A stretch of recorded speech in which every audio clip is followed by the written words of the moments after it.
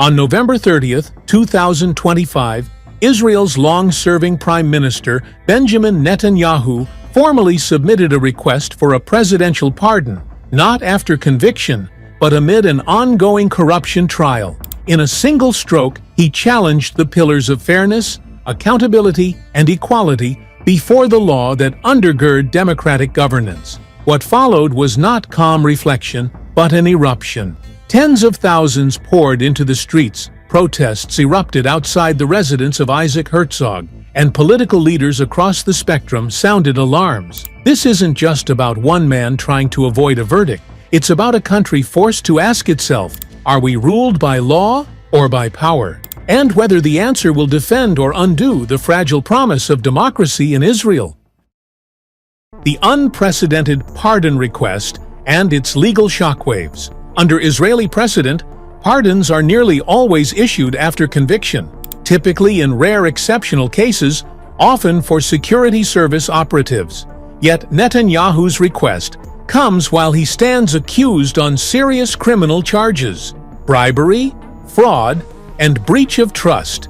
His lawyer's 111-page petition argues that granting a pardon would serve the national interest, citing societal division, governance strain, and volatile security challenges. But this legal maneuver isn't just unusual, it's explosive. By seeking clemency without admitting guilt, Netanyahu is effectively asking to sidestep the courts entirely.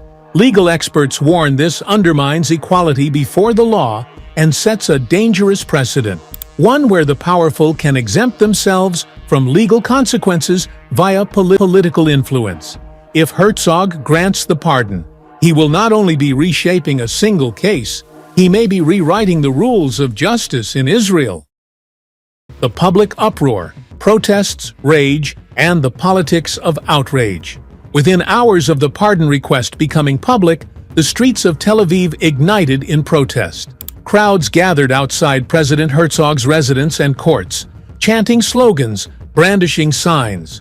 One group even dressed in prison jumpsuits and held bananas, mocking the idea of a banana republic. Opposition leaders were quick to speak.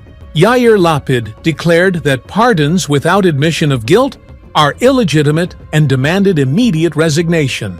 Others called for the cancellation of the request and for a recommitment to democratic norms. Meanwhile, supporters of Netanyahu, including far-right coalition ministers, urged clemency, arguing that national security and political stability outweigh legal formalities. The mood among citizens is raw. Many see the pardon attempt not as self-preservation, but as a power grab cloaked in crisis rhetoric. The political fallout, allies, rivals, and a party at war with itself. The request has cleaved the Israeli right-wing sphere. What once appeared as a loyal coalition now resembles a fractured alliance. Some ministers argue a pardon is essential to restore governance efficiency. Others quietly express fear. The move will delegitimize their cause in the eyes of voters and the international community. On the opposition bench, voices demand accountability. 11 former coalition members and centrist leaders have floated alternatives, from calling early elections to pushing for judicial restructuring. Even within the hallowed halls of justice, there is concern. Former prosecutors and longtime legal observers say pardoning a sitting prime minister, especially one who refuses to admit guilt, would erode institutional trust and encourage future leaders to treat courts as optional. In short, the pardon request didn't just open legal debate, it triggered a constitutional crisis. Democracy or personal rule? The risk of making power above the law. If the pardon is granted, what follows may echo far beyond Netanyahu's case.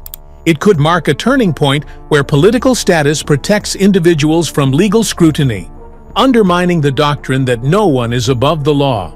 Legal scholars and civic groups warn that such an outcome would embolden elites. Future leaders might treat charges as political inconveniences, not criminal accusations. For ordinary citizens, the message would be chilling. Influence trumps justice. This threatens not just the integrity of individual trials, but the legitimacy of Israel's democratic institutions, its courts, and its claim to equal justice under the law. In that scenario, Israel risks becoming a democracy only in name, a country where outcomes depend on power, not truth. International implications: reputation, security, and democracy's export value. Israel long positioned itself as a beacon of democracy in a volatile region. Democratic governance, independent judiciary, and equal justice underlay its global standing and alliances. But a pardon under current circumstances, especially with international arrest warrants still pending from the International Criminal Court (ICC) for alleged war crimes in Gaza, could tarnish that reputation irrevocably. Allies and adversaries alike will reassess whether Israel remains a reliable partner. Democracies around the world may hesitate to share intelligence or law enforcement ties if legal proceedings can be dismissed at a leader's whim. Furthermore, the move risks destabilizing regional politics, emboldening autocrats elsewhere who may view this as license to ignore accountability. The export value of democratic example may quickly fade.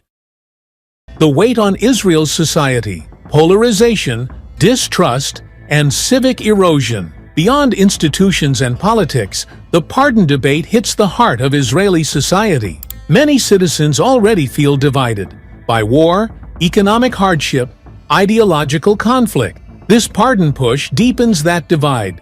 Protesters abroad call it a betrayal of justice. Supporters at home call dissent unpatriotic or naive. Families of Gaza war victims, survivors of terrorism, and marginalized citizens now wonder whether the state upholds their rights or protects powerful insiders. Trust in courts, prosecutors, and even basic civic fairness, all at risk. When trust erodes, so does social cohesion. And when institutions no longer protect the many, democracy loses its meaning. What comes next? Pardon, protest, or reckoning? At this moment, Israel stands at a crossroads. In the coming weeks, the president's office will receive opinions from the Justice Ministry, then its legal advisor, before President Herzog decides.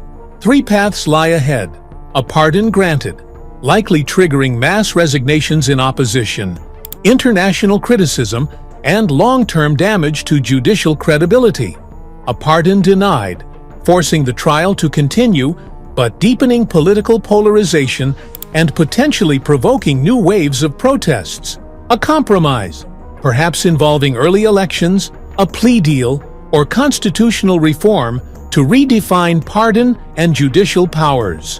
Whatever happens, the outcome will shape Israel's political and legal identity for years.